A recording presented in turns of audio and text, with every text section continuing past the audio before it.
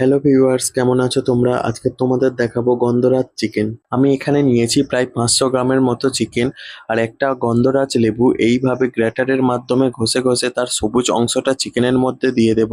তার সাথে দিয়ে দেব কুচনো পেঁয়াজ, কুচনো টমেটো, কিছুটা ধনেপাতা কুচি, কাঁচা লঙ্কা, রসুন কুচি, আদা বাটা। দিয়ে দেবো একটু সর্ষের তেল, হলুদ গুঁড়ো, কাশ্মীরি লঙ্কা গুঁড়ো, ভাজা জিরের গুঁড়ো, ধনে গুঁড়ো। দিয়ে দেবো প্রয়োজন মতো লবণ, 2 চামচ টক দই আর একটু গন্ধরাজ লেবুর রস। পুরোটা ভালোভাবে হাত দিয়ে মেখে আধ ঘন্টার জন্য রেখে দেব। আমার আগের একটি রান্নার ভিডিওতে ওড়িশা থেকে সঞ্জয় কুমার বিশুয়াল কমেন্ট করেছেন, best chef of West Bengal. Thank you. Sanu Haldar comment করেছে, খুব সুন্দর হয়েছে রান্নাটা। বৃষ্টি পুরোহিত দীক্ষিত কমেন্ট করেছে, লাভলি। সবাইকে থ্যাংক ইউ। আমি এই চিকেনটা হোম স্টাইল বানাবো, তাই আমি এটার মধ্যে আলু দেব।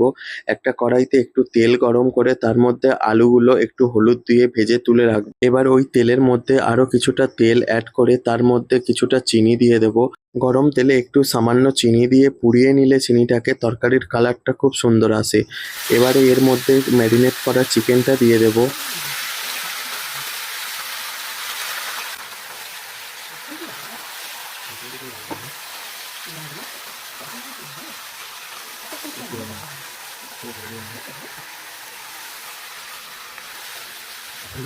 কড়াইতে একটু মিশিয়ে নিয়ে চিকেনটা এইভাবে ঢাকা দিয়ে দেব।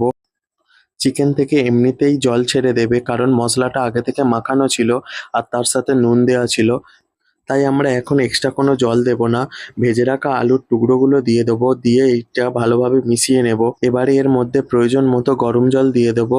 যে কোনো তরকারিতে গরম জল দিলে তার টেস্টটা খুব ভালো হয়। চিকেনটা সিদ্ধ হয়ে গেলে নামানোর আগে একটু বাটা গরম মশলা দিয়ে দেবো।